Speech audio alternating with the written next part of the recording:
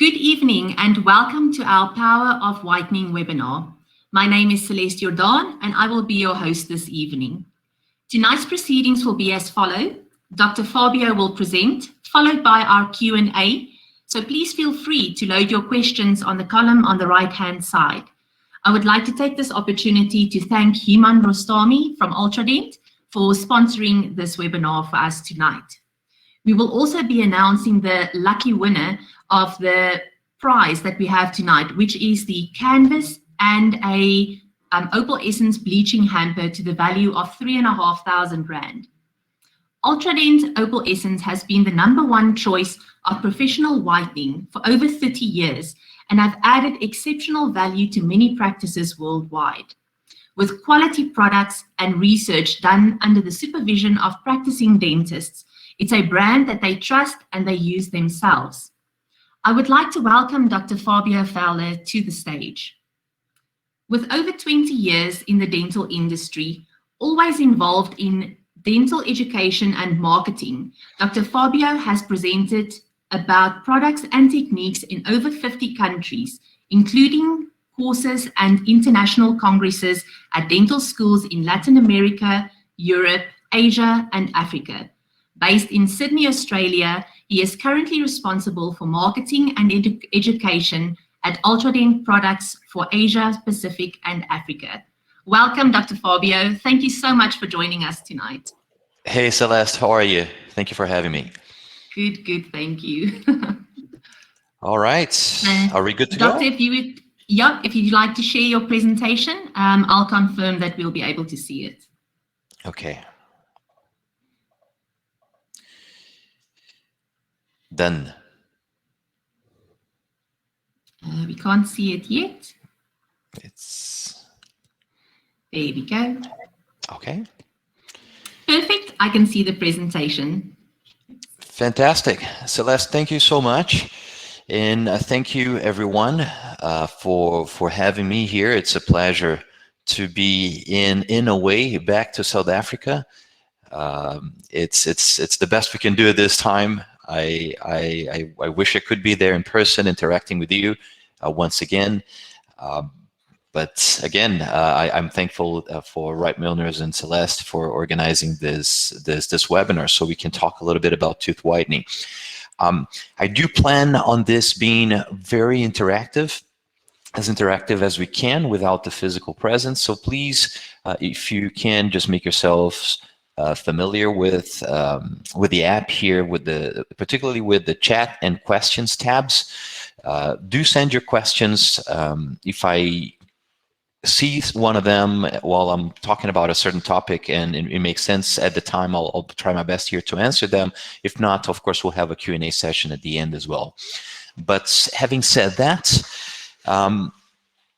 let's get right on it. So tooth whitening. Tooth whitening is a topic here that really allows us to explore different aspects of our business, not only dentistry as a treatment, because tooth whitening is a treatment that really is a non-invasive treatment that can have an impactful result for patients. So, and it's a low cost, usually a low cost treatment for a practice, and it's something that can attract quite a few new patients for a practice as well. So it's a great opportunity to be used, tooth whitening as a practice builder. So we'll talk about that aspect of it, that marketing side of it, and we'll talk also, of course, about all the science around tooth whitening. So let's get started talking about why is it important for us to understand what's going on. So the standards of beauty are changing. Okay, and of course, this is very clear. If you've been in practicing for, let's say, around 20 years or a little longer, I'm sure you've noticed that, and this has been quite significant. So those models we've seen in the 90s are different than those models we've seen in the 2000s, and even now with the advent of, we have so many new technologies. We've had tooth whitening for over 30 years. We have easy orthodontics, so many new technologies coming around. We have laser dentistry that allows us to do a number of other procedures in such an easy and secure way. So this has allowed dentistry to have an impact in everyone's life. And when we talk about standards of beauty, of course, tooth whitening is one of them. Restorations, layered restorations have allowed us to make more static restorations. And white teeth are usually associated with healthy teeth, a healthy smile. So, of course, we as clinicians, we know that that's not necessarily true. Someone can perfectly have a white smile, a light smile, and have an unhealthy oral health, and the other way around as well. So that's perfectly normal, but there is an association, and this association actually goes all the way back to the Holy Bible, with mentions talking about his teeth white as milk, as in, he is a strong subject with a very healthy person. So if we're talking about those standards of beauty, if when we're done with this, maybe we grab ourselves a glass of wine or a tea, and we go to Netflix to watch something. And if we go to some of those classic movies from back then, back in the 80s, 90s, and you'll see our protagonists, they were at the peak of their careers. And Hollywood, of course, just major business. And you can see that these protagonists back then, it was okay for them to have quote unquote imperfect smiles. So if we look today, and this is again music industry and many other industries, but if we look at the same people today, of course, we can tell that they've aged, and that's normal. And that's fine, but their smiles don't seem to have aged. On the contrary, they have whiter teeth than they used to have back then. They have aligned teeth. They don't have gummy smiles, if they did. And depending on the industry our patients are in, of course, this is absolutely mandatory for them to have a harmonious smile, an attractive smile. And now, even beyond entertainment industry, or things associated with beauty and cosmetics, everyone really can benefit from an attractive smile, be it in their personal life, be it in a job interview, and so many different situations, to the point that our studies that talk about, we talk about having people with attractive smile having more chances of success in job interviews and other activities as well. So this is what we're going to address here. My point here tonight is not to tell you everyone should have a standardized smile. Not at all. Everyone should have a perfect smile. That's not what I'm here to tell you. Imperfections are great. These are what make us.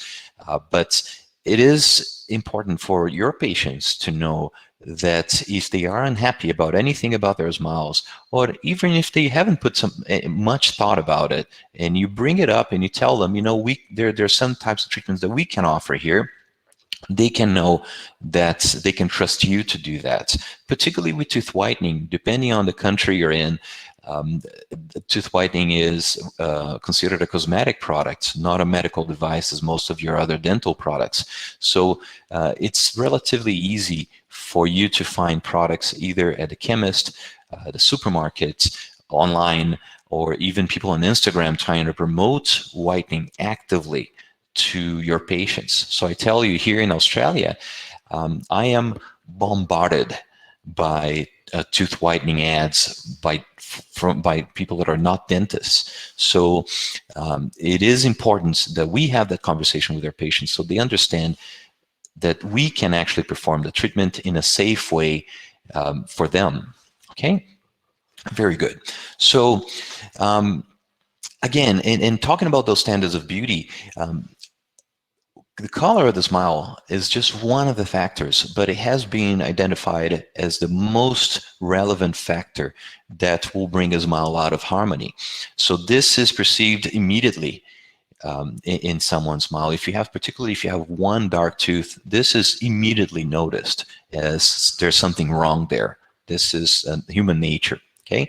And when you're talking to your patients, try to address with them, again, it's all about standards. So today we talk about digital smile design and other techniques that try to use benchmarks, try to use guidelines for us to try to reach harmony, okay, based on proportions, based on color and shapes. And when we're talking about color, the reference we have in our face is, of course, the white of our eyes. So when someone's smiling, and we can see that there's a big difference between the white of their eyes and their smile, this is perceived as something out of harmony. So if you notice that in your patients, you can explain that. This is just to get started. It's an interesting fact for them to know, and this can get you started in that whitening conversation that could lead into them accepting to do a whitening treatment. Okay, very good. And let me now very quickly challenge you to a question here. So I want you to think about your patients, okay, that you see every day, that you saw today, that you will see tomorrow. And if your patients knew about tooth whitening, okay, they know that there's this treatment that can be done professionally by you. They knew how it worked, that it's minimally invasive, that usually there could be a risk of sensitivity, but that's it. It's no cutting teeth, no destroying teeth. And if they could afford it financially, if they could pay for it, okay? How many of your patients do you think would like to have whiter teeth? And now, if you have access to the questions here on the polls, so we have chat, questions, polls, and people here, tabs. If you could go quickly to polls and go to question number 1, right there. I would like you to answer this question for me. How many of your patients would like to have whiter teeth? Okay, so please do let me know, and I see some of you already submitting your votes. Thank you. Excellent. And as I see here, okay, I won't wait for the final result. You probably have to scroll all the way down to answer that. Don't answer the other ones just yet. So what I'm seeing here is that 60% of you so far have said that more than 75. So most of your patients, right? And I agree with that. And every time I ask that question, this is the answer I get. More than 75 or most of my patients, they would like to have their teeth whitened. Okay. Now, let me ask you to answer question number 2 for me there, please. Okay. Question number 2 is, how many of your patients have actually whitened their teeth? Okay. So I see there's some action going on there, and around 50% of you are telling me here that between 25 and 50%. Okay, great. Thank you. Thank you for participating, sending your votes. There will be a couple more questions. I'll let you know when it's time for that. But what you're telling me here is that most of you are telling me that most of your patients would like to have their teeth whitened, and 75% of you are telling me that less than 50% have actually whitened their teeth. Okay, so you see there's a gap, there's a difference between those numbers.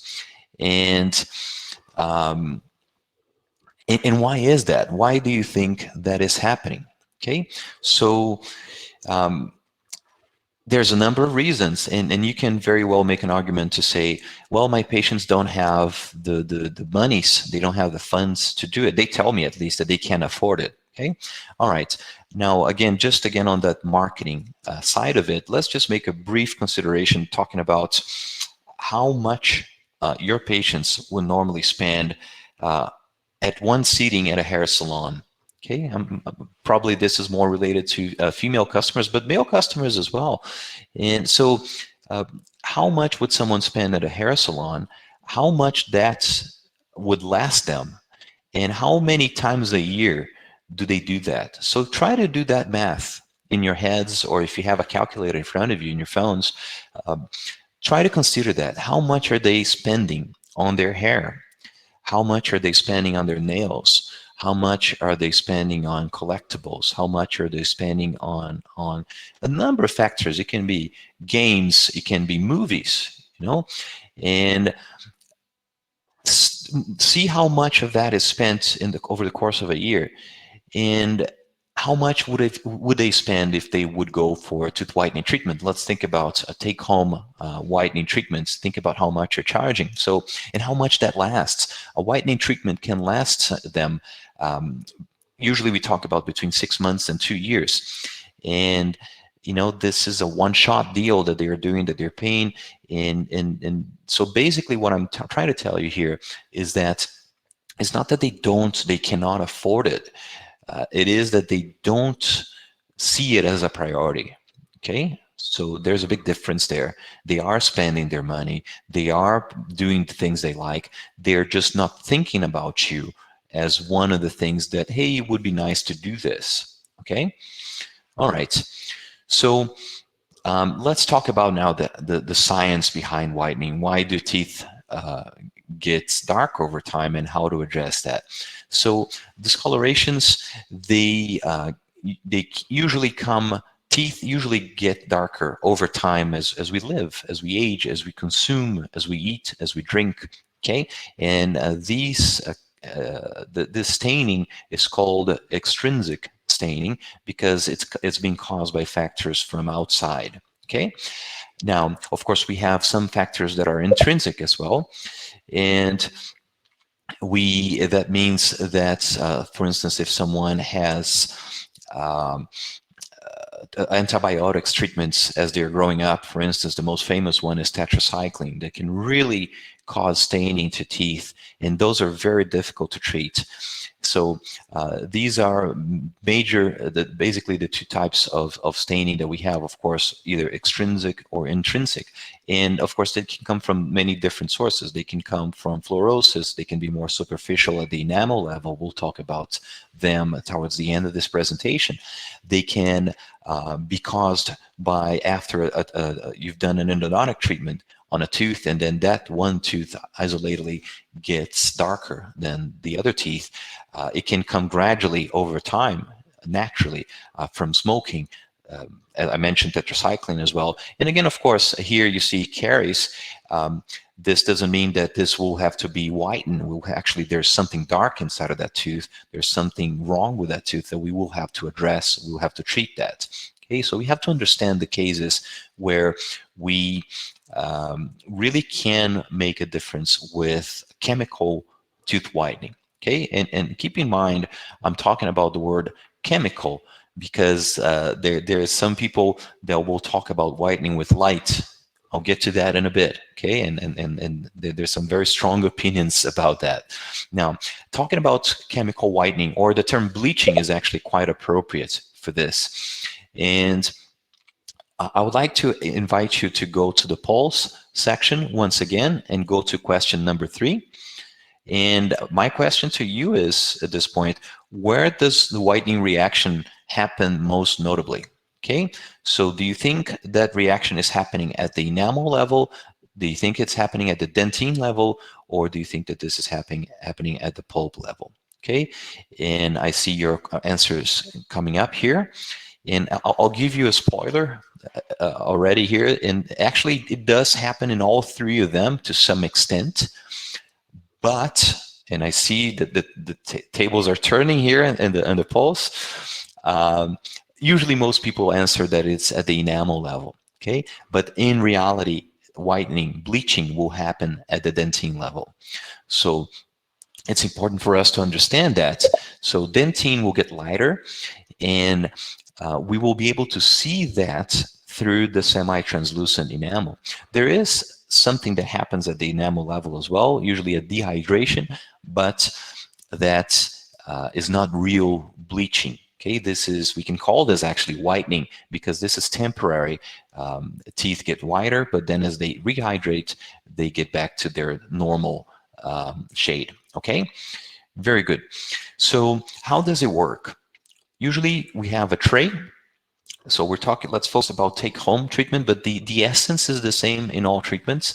And this tray will have a peroxide. Usually we are going to use carbamide peroxide here.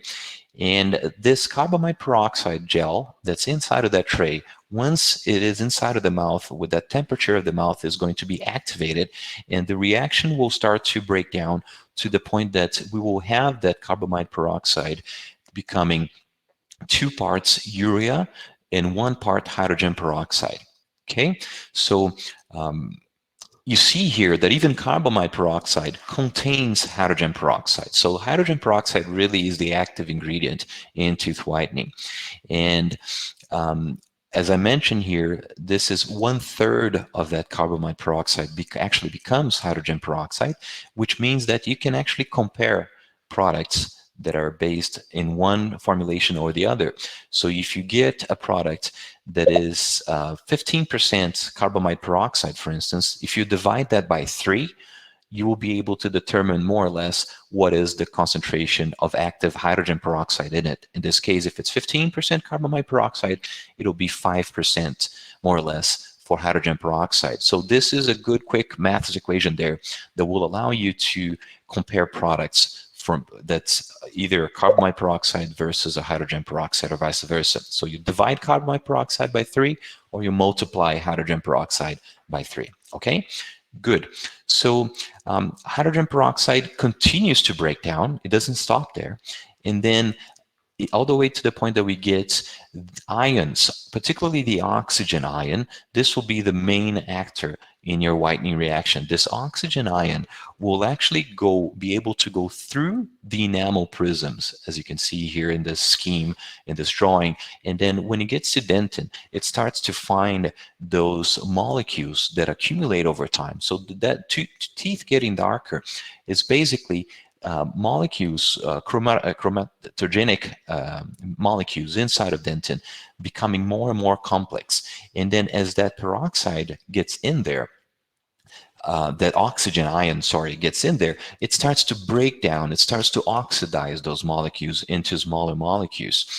And then at the end of this, you get that aspect, that the tooth will look wider, will look lighter, and then we'll be able to see that through your enamel. Okay, so that in a nutshell, that's how the chemical reaction, that's how biologically how tooth whitening works. Okay, the main side effect for that can be a dehydration of that tooth that I mentioned before, and this dehydration can actually be the main cause for sensitivity. So of course, anything you put there, if you're using a peroxide, most products that you try are probably going to have an impact, are going to whiten teeth in one way or another.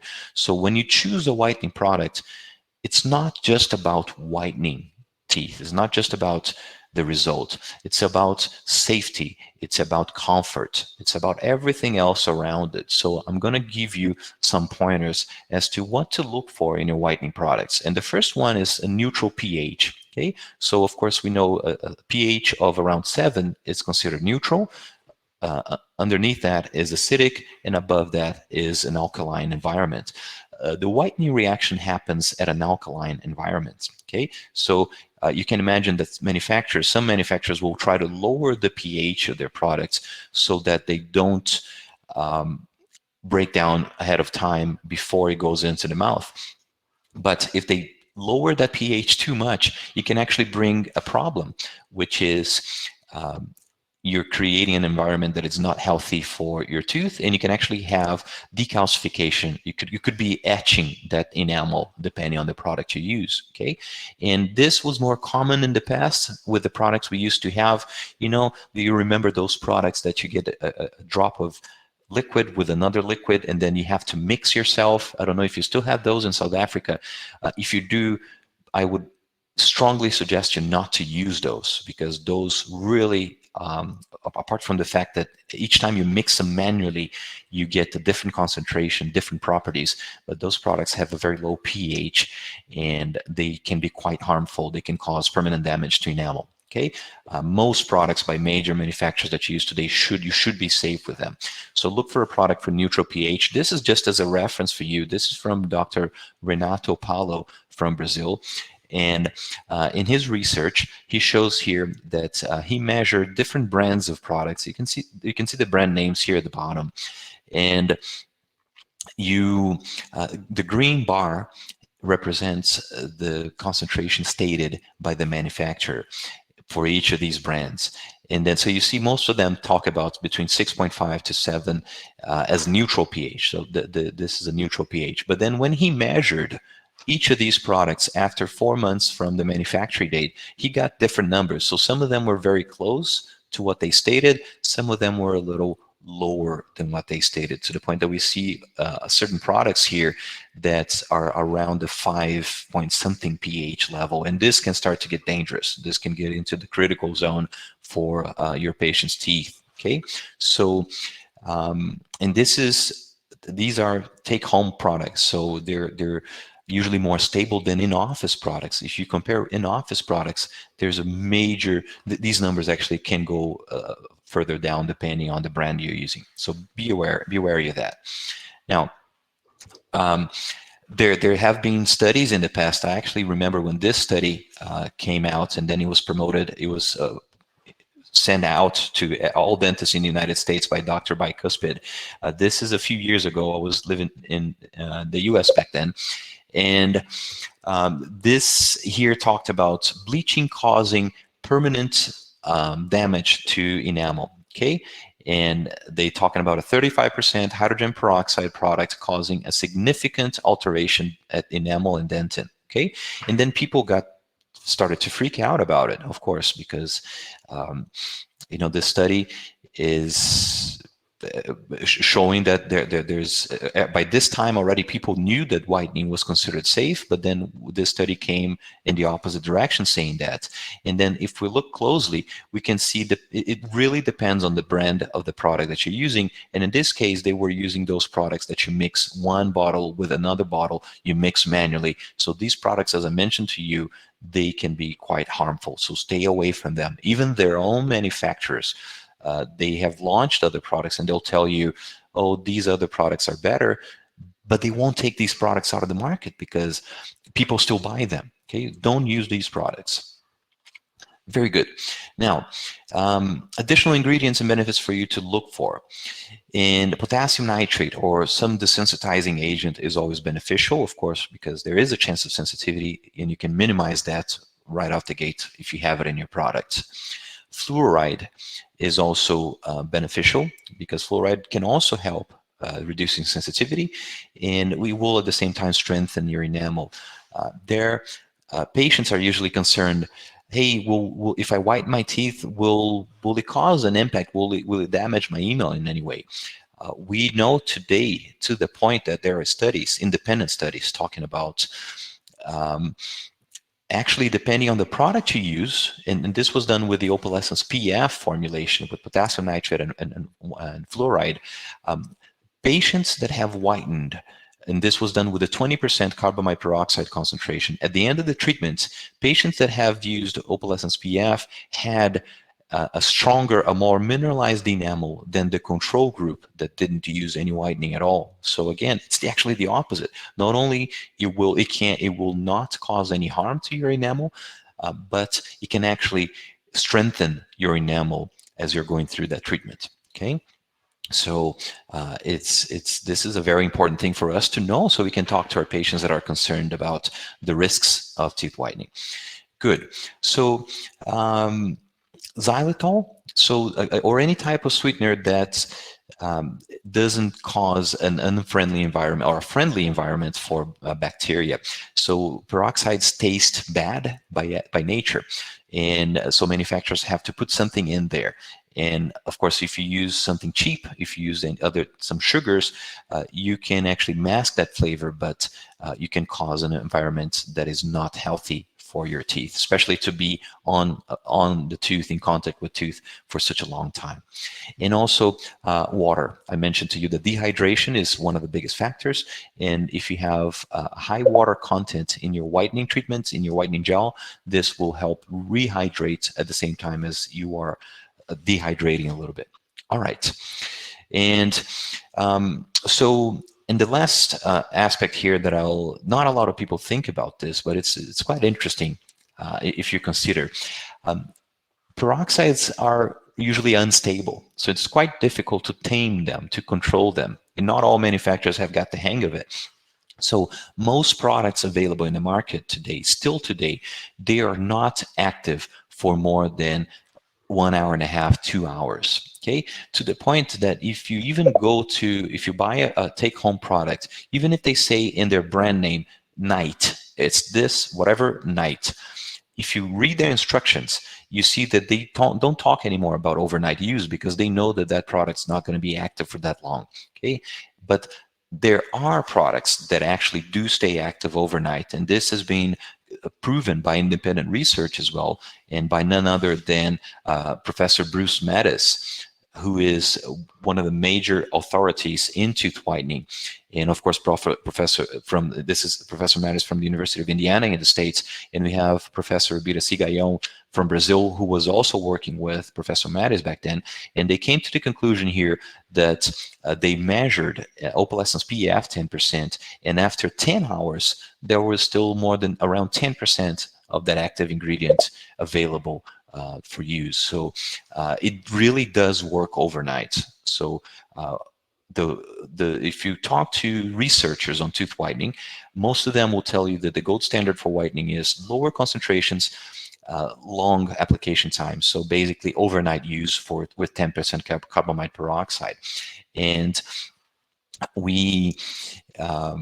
if we use a product that doesn't stay active overnight, then we're wasting our time and we're wasting our patient's time. So try to look for a product that has that sustained release effect. And this has got something to do also with the consistency, the viscosity of your gel. So here are four brands of gels. You have Opalescence PF here, and you have a few other brands around it. And I actually recorded this video. These are my hands in there. And you see that there's a big difference in the viscosity of the product, and that alone is a big indicator of the quality of your product. Okay, so you see this is gooey, this is sticky, this stays in the mouth. And I challenge you even to ask, I don't know if you've had done the whitening treatments on yourselves with the custom tray, but if you do this overnight, or ask your patients after they do, when they remove the tray, ask them, is there still any gel left in that tray? Because depending on the product you're using, there won't be barely any gel in there left. And of course, we can imagine that's probably not working as effectively as when you use a sticky viscous gel, that when you remove it, it's still all there. And it's uncomfortable, to the point that it's uncomfortable when you remove the tray, but that's the point. It's still there, it's still active, it's still slowly releasing that peroxide. Very good. So let's talk about take-home whitening. We will talk about the different techniques. So take-home is the customized take-home is the gold standard in whitening. I mentioned ideally try to use a sticky viscous gel. There are different concentrations, usually carbamide peroxide. We have 10, 15, 16, 20, 22, 35. We have some concentrations of hydrogen peroxide equivalent to those, so divided by 3. And when we're talking about concentrations, a lot of people get this wrong. A lot of people tend to go towards a higher concentration because they want better results. They probably won't get that. If you want to use higher concentrations, you actually are allowing yourself to have more flexibility in that treatment time for your patients. So for instance, if they don't want to do it overnight, if they want to do it a few hours during the day, then you can use a higher concentration and reduce the number of hours per day. But usually the number of days remains the same. So we're talking about usually 8 to 12 days, 1 to 2 weeks. This will be a good average for most patients that they'll have a complete whitening treatment, okay? And the number of hours per day will vary depending on the concentration. So let me show you a quick video here. This is from Opalescence, and they're talking about each of their concentrations. So the 10% carbamide peroxide overnight, 8 to 10 hours a day. As you increase to 15%, we can reduce that to 4 to 6 hours a day. If you go up to 20%, we can go to 2 to 4 hours a day. And if you go all the way up to 35%, then this is half an hour to 1 hour per day, same number of days. Now, there's even a 45% concentration is not available everywhere that you can go even shorter. If you're talking about Opalescence Go, this is hydrogen peroxide, 10% hydrogen peroxide, half an hour, 15%, 15 minutes to 20 minutes. Okay, so again, long story short, if you use a higher concentration, you can actually wear it for shorter time during the day. So it's more of a lifestyle decision that you and your patient are going to decide than really thinking that a 20% carbamide peroxide gel will act twice as effectively as 10%. It's not pure maths. It doesn't work that way, okay? And it's important also to understand that there's a 5% of patients that will not whiten. Okay, so we have to know that beforehand, before we go into the treatment, and tell the patients about it, because it doesn't work the same way for everyone. So again, this is the gold standard Opalescence PF, different concentrations, and it does have that potassium nitrate fluoride and that sustained release and high water content.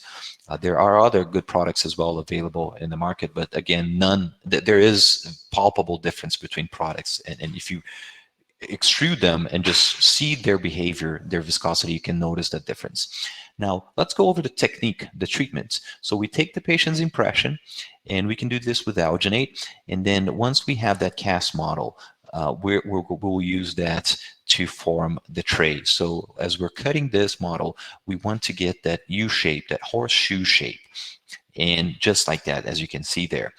And we can create reservoirs. This is considered an optional step these days.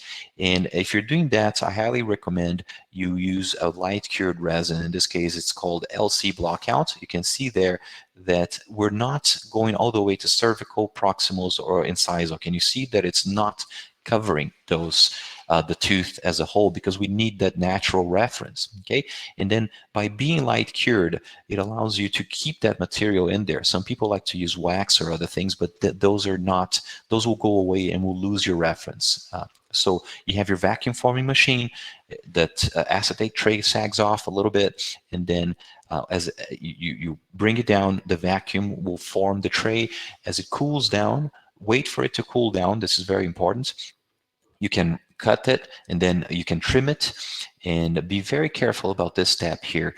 So really trim all the way around the papilla, all the way around the teeth, all to the point that you can actually cut into the crown area, 0.5 millimeter into it, shy of gingiva, so that you don't have extended contact with that gel in soft tissues. Okay, so if you have sensitivity, if your patient has sensitivity and they reach out to you or your staff, the first question you should ask them is, where is that sensitivity happening? Is it at the tooth level, or is it at the gingiva, soft tissues? If they feel that their gums are hurting, then probably there's something wrong with your tray that's not holding the gel in place, or it's covering that soft tissue. Okay, if you're using lower concentrations, you should be fine. Okay, if you're using 10% particularly, even if you do cover some gingiva, it shouldn't be a big problem. But if you want to avoid this problem altogether, then do pay an extra attention to that trimming, that scalloping process as you're preparing your tray for your patient. All right, very good. Now, this is a clinical case, and again, I can show you as many clinical cases as we can here, but I won't. I want you to actually have your experience in again, as I said, we can have varying levels of success with this. This is a very interesting case. This is from Professor Renato Sanfeld from Brazil, and he is probably one of the biggest researchers on enamel microabrasion. So you can actually see this patient here had some enamel stains from hypocalcification or fluorosis here, and he chose to do the whitening treatments. These stains will not go away with bleaching, with peroxides. Okay, in fact, they can actually become whiter. They can become more evident during this treatment, and but then that's after they become more white, they after the tooth rehydrates, they come back to normal. But look at what he did here, and this was with 10% carbamide peroxide. Before he had, between A2 and A3, and this is the final result. He went all the way to a B1, and if you can see here, those stains are still there, but now they're sort of masked within a lighter tooth. So they chose not to do the enamel microabrasion treatment in this case. So this is the most conservative approach you can have here. You can still treat those lesions on enamel, but they chose not to, and the tooth, the smile here, the teeth, they look great. Okay, very good. I have here a question from Dr. Aurora Els. Thank you for sending your question. How do you feel about having patients cover their gums with Vaseline to prevent burning of gingiva during whitening? Okay.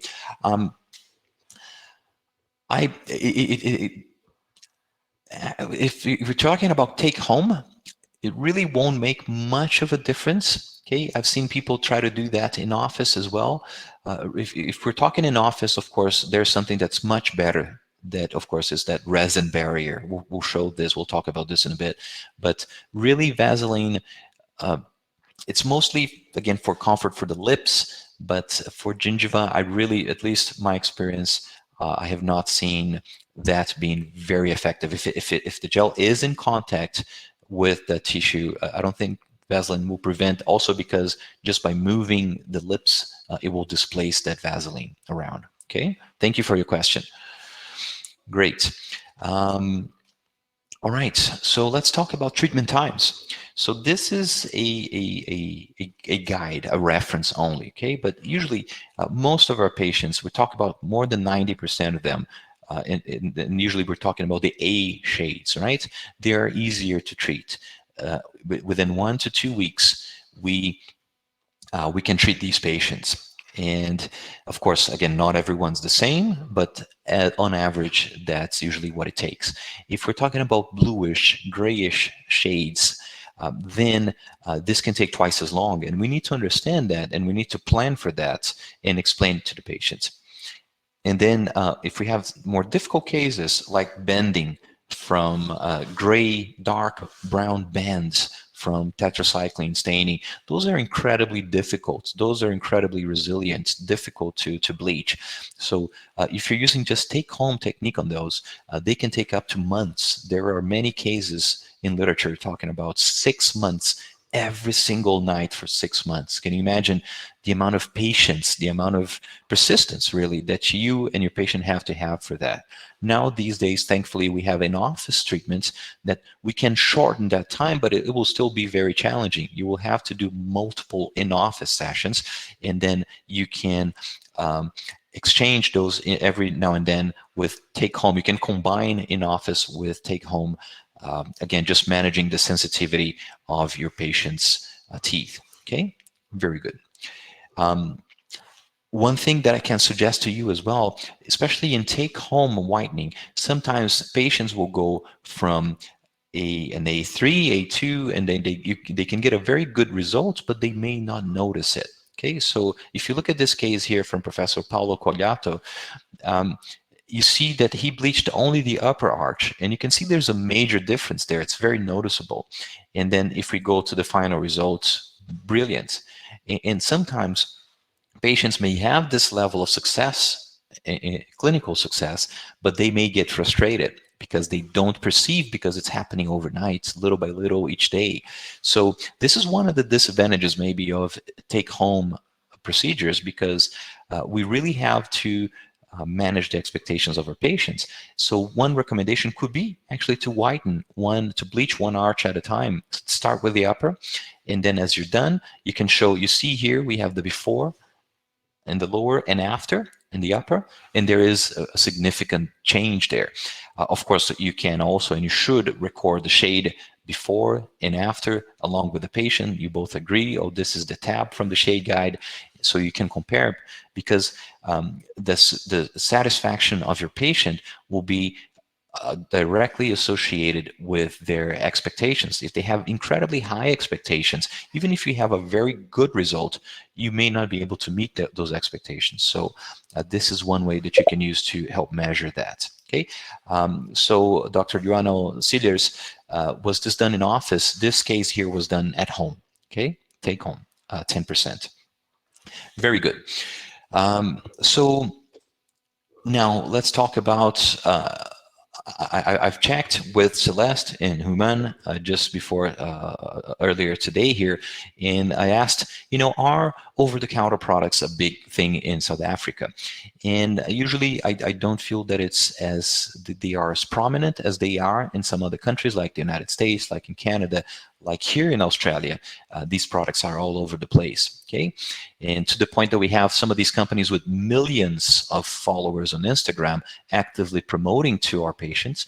And this is a business that we cannot let go to them, because if those patients, they try these whitening products, one, sometimes they're lower concentrations, they may not work, and then they may completely frustrate your patients in terms of whitening. They may say, oh yeah, that doesn't work, I've tried it, and what they tried is really like one of those over-the-counter products.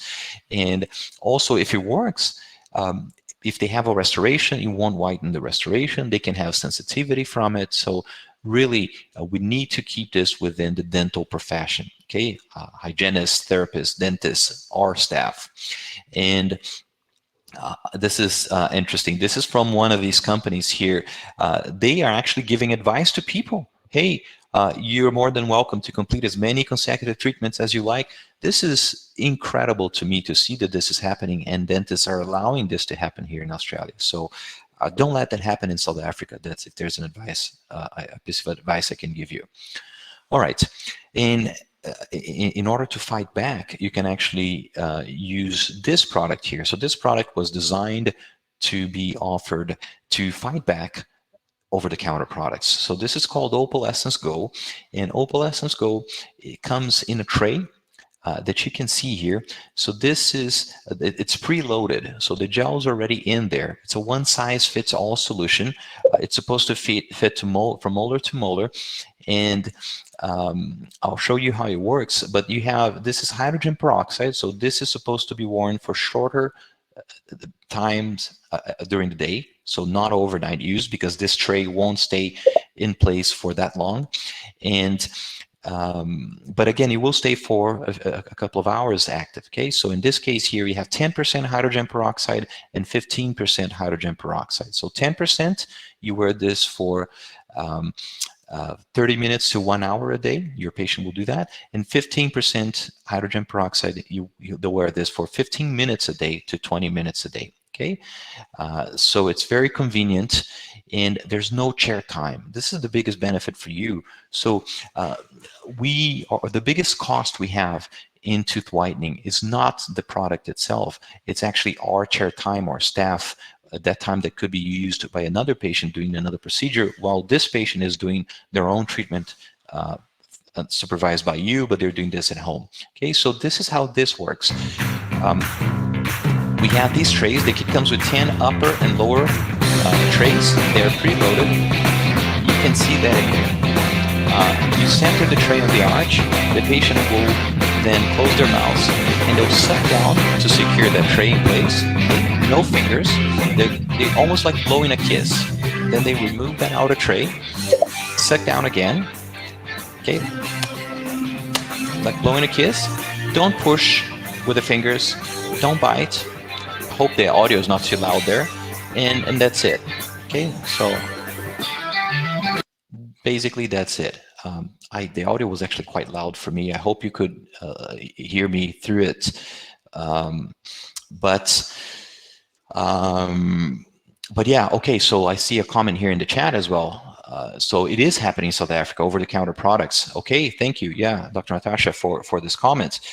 It's so be wary of that, because if you're not careful, if you don't talk to tooth whitening, it's almost like, you know, that uncomfortable situation talking about sex with teenagers. Okay, I may be throwing myself into a hole here, but you know, if you don't talk about whitening to your patients, they'll learn it out there in the street, and the street is the internet, and uh, they'll be, a lot of people will make all sorts of promises to them, and these promises may not be fulfilled, and then when they come to actually talk to you about it, they'll be frustrated about it.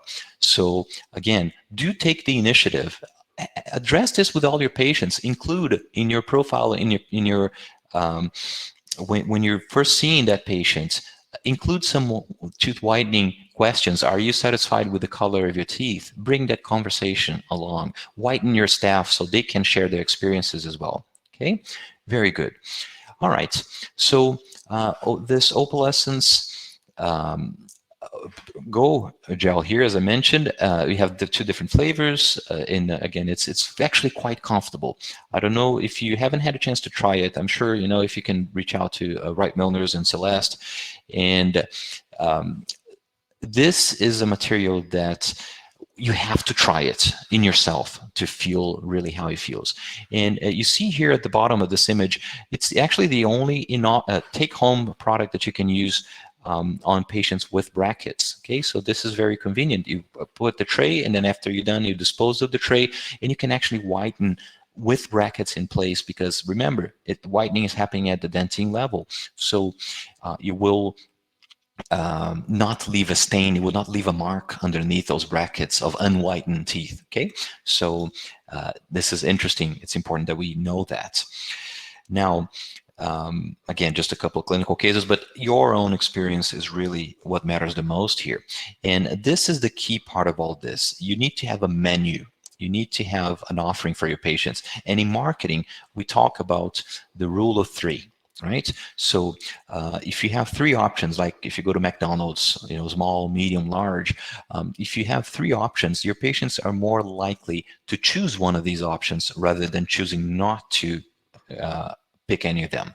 So, and it's critical that if you add Opalescence Go into your practice, that you price this at a lower range than you would your traditional take-home treatment. And you should, because your cost is lower. You don't need to take an impression. You don't need to manufacture the tray. You don't have that share time. So if do have three levels of price. So in office, being the highest price, because they have a more immediate results.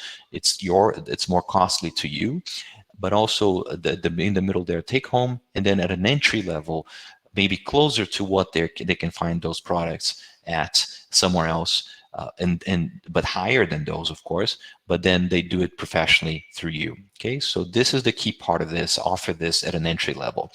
Now, let's quickly talk about in-office whitening.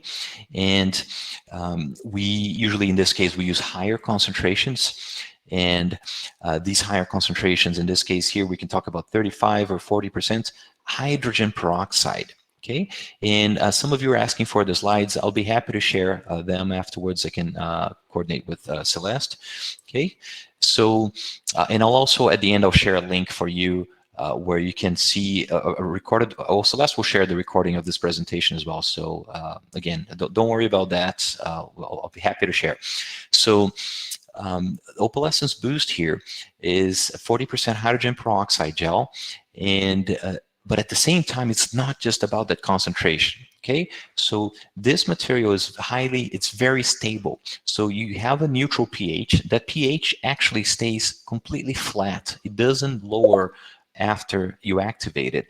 Most in-office products, after you apply it, they tend to lower the pH to the point that if you leave them too long on teeth, they can become harmful. Okay, so this is completely stable pH, high water content, and it does have already potassium nitrate in the formula, and it does have a fluoride. So it's actually quite difficult to have all these other ingredients, including a pigment, and have that material be stable, because this is a very unstable formulation by nature, 40% hydrogen peroxide, to the point that we see companies promoting products with color changing technologies.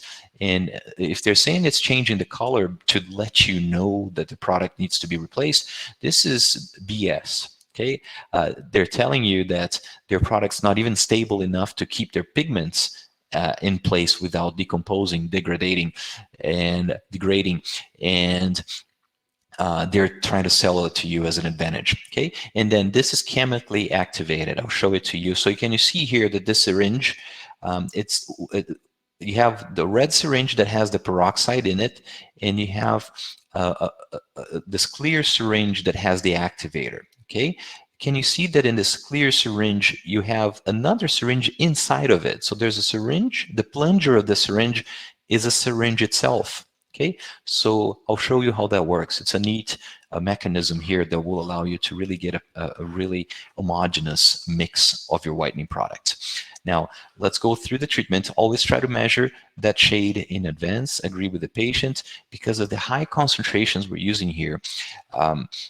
Do also protect with your eyes.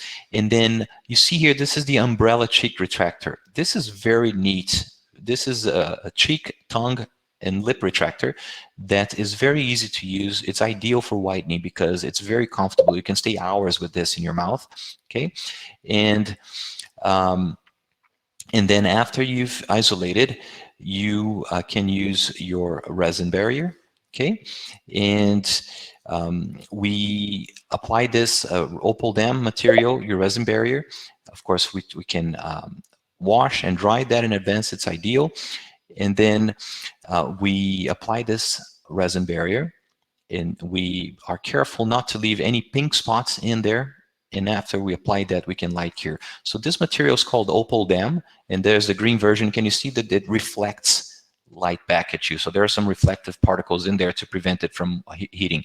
And the biggest benefit of this material is that just by passing the light like that, okay, especially if you have a velo curing light, it will cure completely. And when you remove it, it just comes out in one piece. Now, when you mix it, make sure that the syringes are coupled, and you see that plunger inside of the plunger of the syringe, you press that first. This is critical.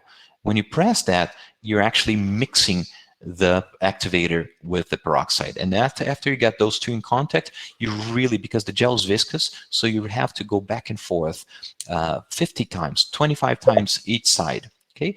And until you get that homogeneous red color, okay? So really, those 50 collisions are important because of the viscosity of the product. And then once that's completely mixed, you send everything to the red syringe, you apply the tip, okay? You cannot get this quality of mix with an auto mix syringe, okay? With an auto mix syringe, you get 8 to 12 collisions. That gel is not going to be homogeneous. So you see here, the color of the gel is exactly the same shade of red, okay? And then you apply this on teeth, and you leave this for 20 minutes. You can actually leave this for 40 minutes straight, and the gel will still continue to work. It will still be safe for teeth, okay? And then after you've done this, so you can do 2 applications of 20 minutes or 1 application of 40 minutes. After that time, you suction it off very carefully, because again, this gel is very, very strong.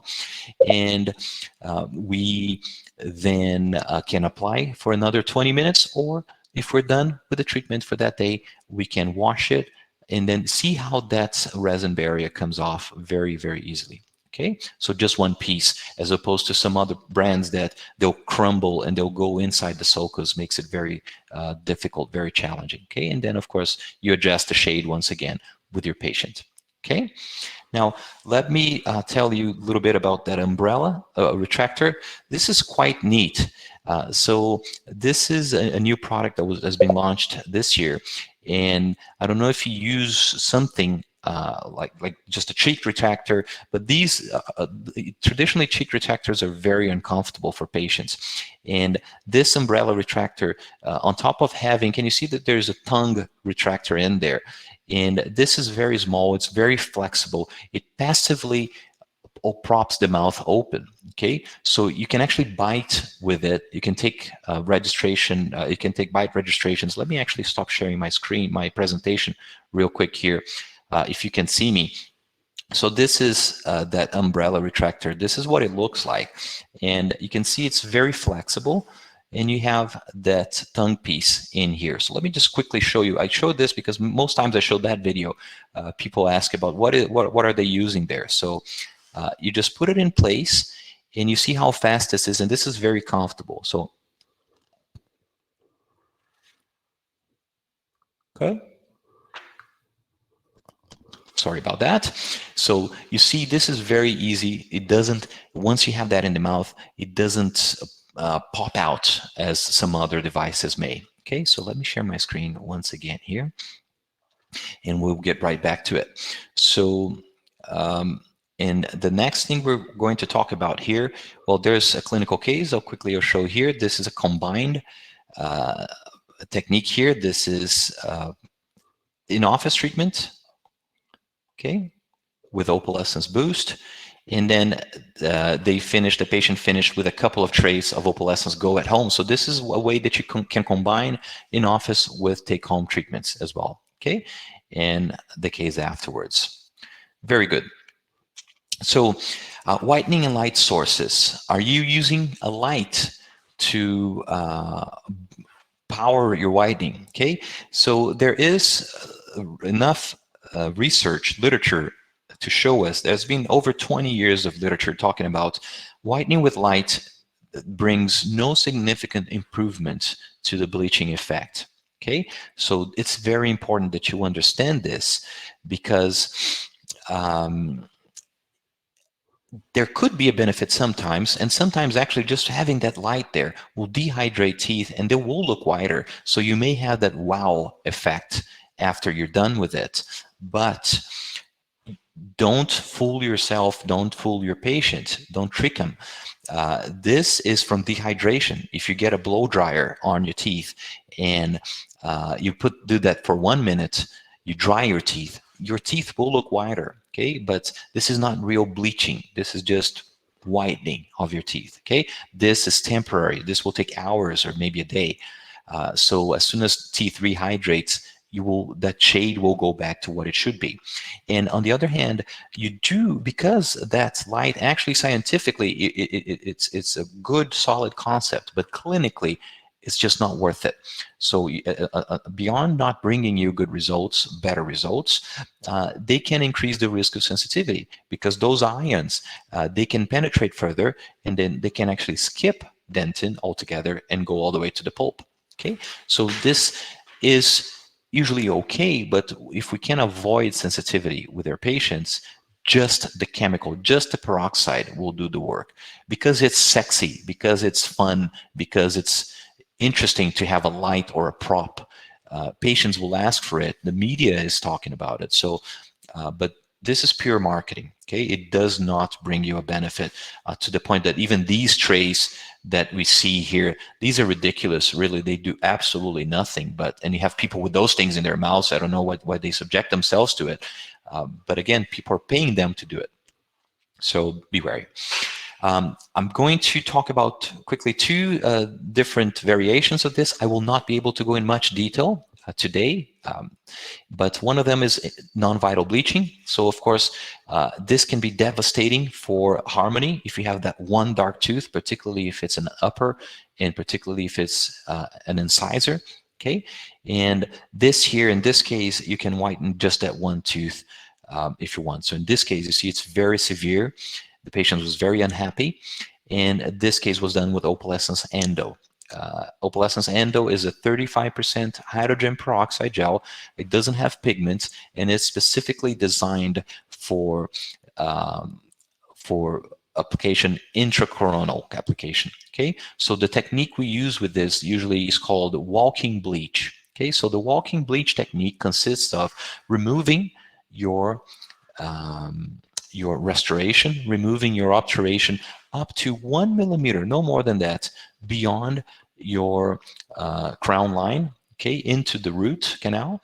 And you remove 1 millimeter, but you cover that with a 2 millimeter thick layer of glass ionomer. Okay, this plug of glass ionomer is absolutely critical. This is very important for you. If you have a good seal of that root with the glass ionomer, then you can do this procedure safely. The main concern dentists have with this procedure is the risk of root resorption.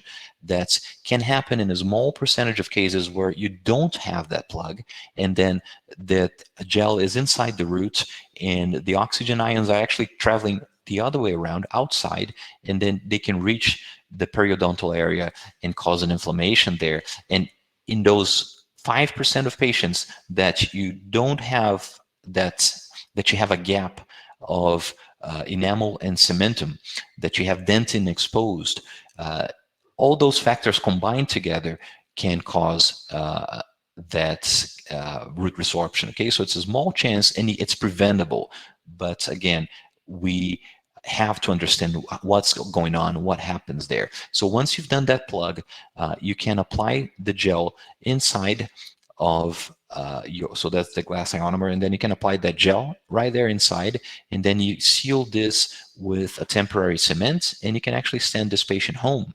Okay, and then after you send this patient home, they can come back after 2-3 days, and you can reassess, see how it's working. You can reapply it once again, or you can, if you're happy with the results, remove all the product in there, restore with a temporary material again.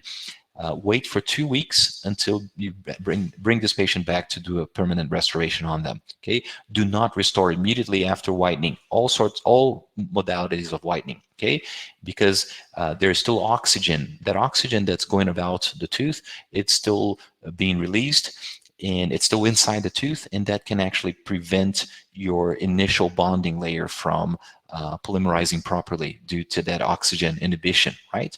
So this is important for us all to understand. And also because the shade can still vary after those 2 weeks, immediately after the whitening treatment's done. Very good. So the last treatment application I'm going to talk about here is enamel microabrasion. And in my trips to South Africa and other countries in the continent that I've talked to dentists, and it seems to me that it's actually quite a common occurrence, particularly in some areas. You can have some endemic cases of enamel stains. So actually my poll question number 4, let me check that out. Question number 4, I asked you, do you have patients with white or brown spot lesions on enamel? Okay, and let me see, you've answered here, 70% of you answered that yes, but only a few. Feel free to answer that. I see the votes are still coming in. And okay, so this gives me a good idea of the number of patients that you're seeing that actually have those stains. Those spots, they can be white, they can be brown, but they're usually superficial. Okay, thank you for participating, for submitting your vote here. Still, with the additional votes we're getting, we're still around that 70%, only a few, and then 25% of you are telling me that you see a lot of patients like that. That's actually a high number, 25%. Good, thank you. So how do we treat that? So this peroxides won't work here. If we use a peroxide, they'll really make them look white. And so in this case, we use a microabrasion slurry, and this is called Opalescence. So this is hydrochloric acid, 6.6%, and it has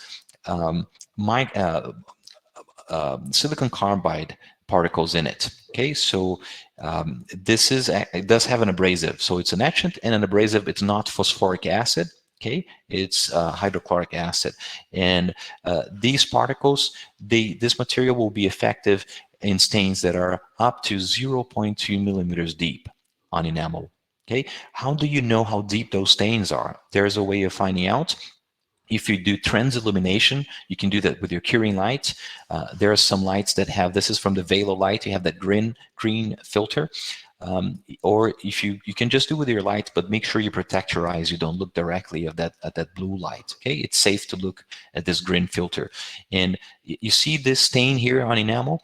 If your light blocks, if that stain blocks your light like this, then this is probably too deep. You may need to do a restoration in there.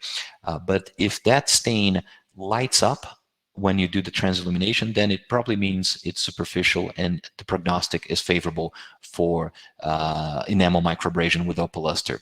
And this is how we go about this. You see this patient has a severe case, but it's superficial, okay? And in this case, we get the opal-luster material. This is a paste. You see the consistency, so it's very easy to apply. It's not gritty, okay? You isolate the patient because we're going to use slow speed rotation, okay? And then we do this 40 seconds to 1 minute per tooth, okay? And then after we do that, the stain should be gone, but if it's still persistent, we can reapply the product once or maximum twice in the area, and then we just focus on those areas.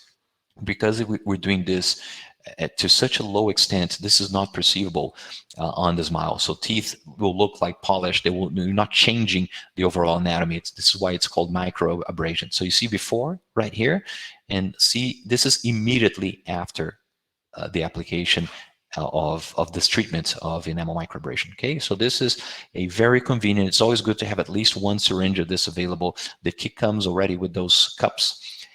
The cups have a brush inside of them, so this makes it very convenient.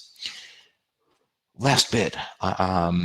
Thank you for staying through me here. I'm almost done. Let's get to the questions in a bit. The last few slides here, a couple of slides, I just want to address something, and that's the need and an opportunity to advertise. So I'm originally from Brazil. I'm living in Australia, but I'm originally in Brazil. I graduated from the University of São Paulo.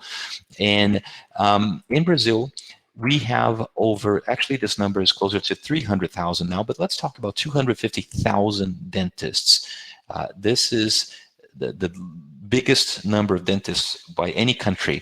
It's insane the number of dentists we have there.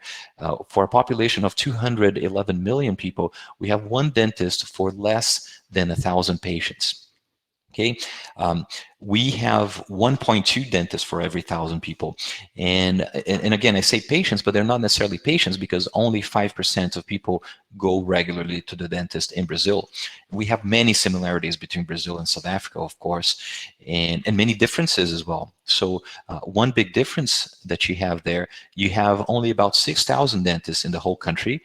And that means that you have one dentist for almost 10,000 patients. Or again, let me rephrase that, 10,000 people, because I do realize it is also a small percentage of the population that will actually go to the dentist. But can you see here that the situation we have in Brazil is a highly competitive situation. We have around 20,000 young dentists graduating each year. Okay, almost 4 times as many dentists you have in all of your country we have every year graduating in the country. So it is incredibly competitive, and of course we have to stand out. We as dentists, we're not usually trained how to compete, how to satisfy our patients. We're trained in dentistry and what to do, when to do, and how to do it. But we are not trained on how to run a business and how to attract and maintain our patients. So to stand out is a necessity, and whitening is a great tool that you can use as a practice builder. So here are just some ideas. I'm going to lay them out there to you so you can consider those in case you're not using those already. First of all, like whitening to brides or grooms, why not, right? So if you usually weddings are big events. Of course, COVID has changed that a bit recently, but if you have events or parties, but particularly weddings, because you have the bride and you have the bridesmaids, right? And we can have a package for them, and you can have the bridesmaids come to you, and then if they like, because usually the whitening treatment is not traumatic for a patient, so they give them an opportunity to sample you in a way as a practice. So offer that, offer a package. And again, there everyone's going to be looking at them, and people may ask, oh wow, what you did with your smile. So again, it's a low cost for you, and it's a good investment to get the word out there. Whiten your staff. I think no one better than your own staff, your receptionists, your assistants, of course, your hygienists, your whole team.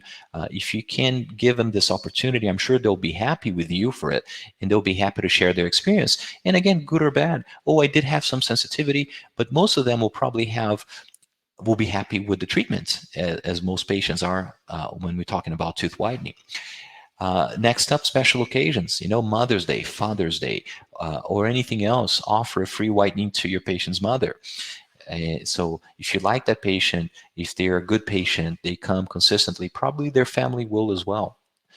And social influencers, okay?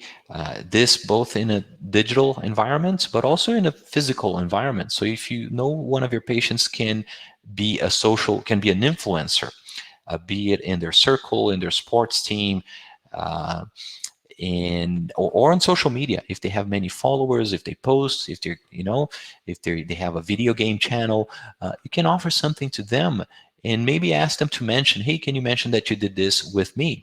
And then I've seen this being used a number of times with incredible rates of success, to the point that if you get the right person, it can actually make you a year's worth of business in tooth whitening that you were doing in a full year. You can do this over a few weeks if you get, again, someone with a high level of influence. Very good. And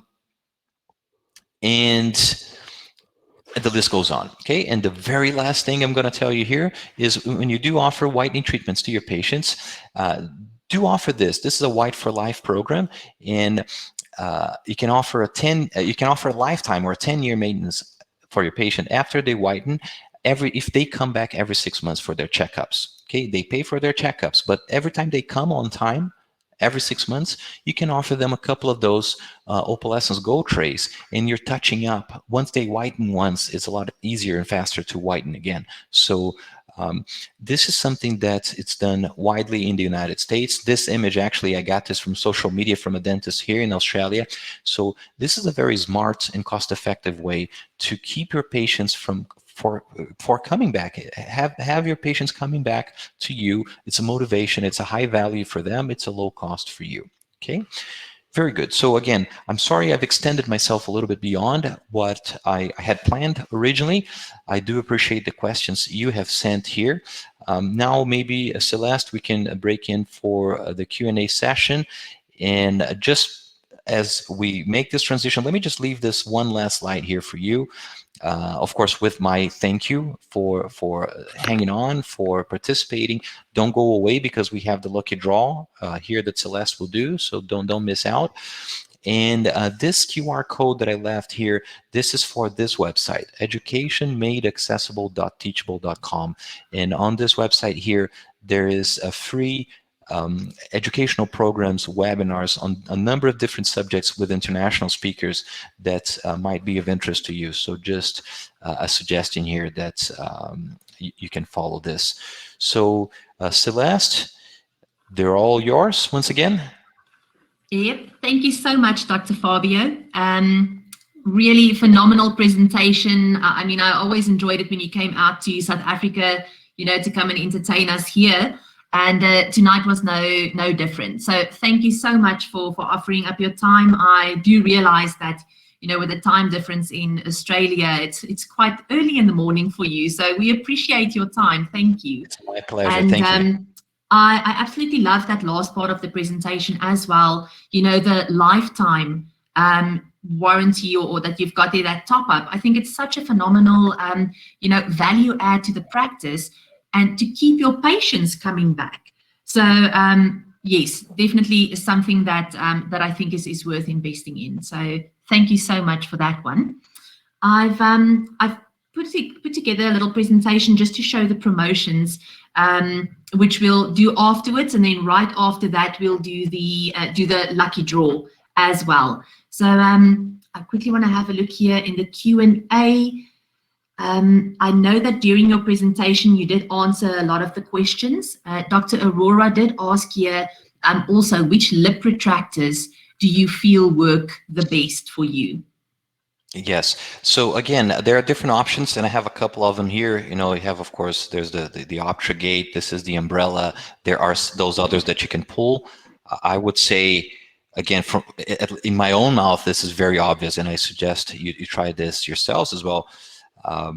The umbrella is much more comfortable, and also because for whitening, because it keeps that tongue in position there on the back of the patient's mouth. So that's the one I actually demonstrated. The Optragate is really good. I really like that it has that little isolation membrane, but in my mouth, if I'm not actively holding it in with my lip, it pops out. So this, if I had to keep this in the mouth for 1 hour, I would be miserable and I would be sore at the end of this. Might end up with quite a big bottom lip, you know, with working all those muscles trying to keep it in the mouth. Yes, good for trombone playing. So, yeah, no, and as I mentioned earlier today when we were online, I've also, you know, had the new one, the umbrella, in my mouth before, you know, with a procedure that's been done, and I can, you know, vouch that it's quite a comfortable, you know, from a patient's experience. It was a very comfortable retractor to use as well. Very good. I don't see any more questions in there. Then no, I think the other ones I've noticed you've already answered there. Some thank yous coming through for the webinar. I know that we do have some load shedding around the country starting at different times, and in one of the sections of the country it started at 8 o'clock. So I think some of our delegates got caught in that load shedding session. Let me quickly share the specials, because there's one thing that I've added there that I want you to touch on for us as well. So if you'll give me a moment, I quickly just want to share my screen. Sure. In the meantime, can I got a question here. Let me just address that, yes, if that's okay, course. Celeste. So yes, what temperature must Opalescence be used at its storage in the fridge? Must we take it out and bring room temperature? Excellent question. So Dr. Van Deventer, we don't, depending on the product, we don't necessarily need to keep it in the fridge. You can actually look at the box. Each product will tell you if it's 2 to 8 Celsius, then in that case, yes, or room temperature. But if it's always good, it's a good practice whenever it's a peroxide to keep it in the fridge. Don't freeze it ever. But we recommend keeping it out of the fridge at room temperature for at least 1 hour prior to application. So to ensure that the product's not cold, because if you apply any product cold, peroxide, it will not work as effectively as it should. Thank you for the question. Perfect, thank you. Can you see this presentation slide with the webinar specials? I can see it. Fantastic. So for our delegates, most of the products that Dr. Fabio mentioned tonight in his presentation, we do have a 2+1 promotion. So on the Opalescence Go, the Opalescence Boost, which you might have noticed from the Dentistry SA magazine as well, for every packet of Boost office bleaching that you buy, you also get 2 of these lip and cheek retractors, the umbrella, for free, that you can try out with your patients as well. And then on the Opalescence Take Home Syringes, that is also on a 2+1 promotion. And then something new that we've brought into the country, Dr. Fabio, that wasn't part of your presentation, is we now also have the Opalescence whitening for aligners. So something new that you can offer your patients when you do aligners in your practice. We also now have the aligner whitening that those patients can wear. It's obviously a lower concentration, so they can wear it for longer periods of time. Dr. Fabio, did you maybe want to mention anything, if you've had any experience with the aligners whitening? So yeah, this is a convenient presentation. Again, now with clear aligners, it's very easy. The patients already have their tray, so to speak, right? And as I mentioned to you, even if they have those retainers, those attachments with the resin retainers, on them. It's okay to whiten because the whitening effect will happen at the dentin level. And this kit here, again, you're going to use, it's a 10% carbamide peroxide. That's very convenient that you can do on your second to last retainer, for instance, or some orthodontists actually prefer to do this at the beginning of the treatment to motivate them even to use that aligner further. So they're using the whitening to motivate the alignment treatment or vice versa, but at the end of the day, just to bring an overall satisfaction to the patient.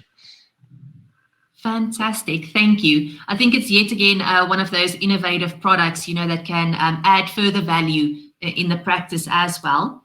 And now, while the presentation was going on, we did a little wheel spin, a random number generator to choose the winner from all the delegates that joined us tonight. And the winner of the hamper, which is a 3,500 Rand hamper from Opalescence, along with a canvas print for the practice of the Opalescence, is Teresa Marks. So congratulations on winning tonight. We will be in contact tomorrow to make arrangements for delivery of your parcel. There we go. Yay. Stop sharing here. Congrats. Ah, there we go. Yeah, it's a little bit anticlimactic. Like, I want symbols and you know, some confetti flying down. So again, thank you so much for your time. Let's have one last glance if there's any more questions coming through. We do have a couple of questions. I try to answer one of them here. So okay. Dr. Mokoena asked for top-up maintenance, how many trays? Usually 2 to 3 trays should be enough after you've done the whitening once. Again, it's very easy to do that touch-up. So you can do that every 6 months, every year, every couple of years, but you don't need to do the full treatment again once you've done it once. Dr. Louise here asked a great question. What age is suggested to start whitening? Again, we want to have the tooth fully formed. So if we talk about, literature talks about, 12, 13 years, and you're fine. But again, we should be careful as to not to create whitening addicts, so to speak. So not to promote very actively to teenagers. Also from a psychological point of view as well. But if that child, and again, now even with younger than the age that I mentioned here, if they have some severe staining, something that's causing them trouble, bullying, then we should do something for them. Okay, so then, but then again, the age normally that we have, if someone's asking you to do it, I would say recommend between, I'd say above 12, 13 years of age. And as soon as that root is fully formed. And I have one last question here. Is it then an option to heat the boost syringe lightly before use? I would not suggest that, no. So there's no need to heat or warm up any of those syringes. Again, room temperature is fine. The way the products is specifically formulated to work under normal circumstances. So if you're heating it up, you might be changing even the properties of the material to the point that it goes too fast, it releases too fast, it can cause more sensitivity, so no need for that. It makes sense, it makes perfect sense, but again, the product's already designed to do the work under room temperature, let's call them normal circumstances. And let's see, I think that's it. So once again, Celeste and everyone, really thank you. Thank you so much for the great interaction, for the great questions. Thank you for inviting me, Celeste. Hopefully, again, we can do another one of these here, talk about other topics as well. But yeah, what a great group we have here. Definitely. I think we had a phenomenal turnout. We definitely had a full house again tonight. And thank you again so much for your time. Always wonderful to have you. And we'll definitely be in contact soon to arrange another webinar on some more exciting topics with you. Thank you and have a lovely week. Thank you for our delegates for joining us. Even with some load shedding and things happening, you'll receive a link with the webinar video that you can watch at any time again. And then also within the next week or so, you'll receive your certificate with your CPD points. So thank you so much for joining us, and have a good evening.